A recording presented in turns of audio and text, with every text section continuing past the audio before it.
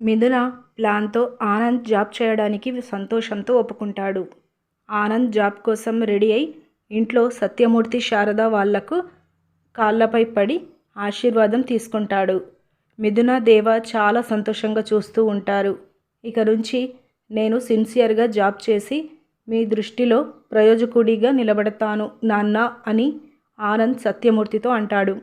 ఇక సత్యమూర్తి శారద చాలా సంతోషంతో ఆనంద్ని ఇంటర్వ్యూ కోసం పంపిస్తారు. కట్ చేస్తే బయట మిథున దేవాతో, మిస్టర్ భర్త గారు, మీరు ఈగోకి వెళ్లకుండా నా సలహా విని మీ వదిన గారికి చెప్పినందుకు, మీ అన్నయ్య గారు జాబ్కు వెళ్ళడానికి ఒక భాగం అయినందుకు నేనే మీకు థ్యాంక్స్ చెప్తున్నాను అని మిథున దేవాతో అంటుంది.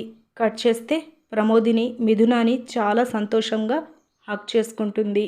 ఇలా మనకి చూపిస్తారు. ఇలాంటి డైలీ అప్డేట్స్ కోసం మన ఛానల్ని సబ్స్క్రైబ్ చేసుకోండి.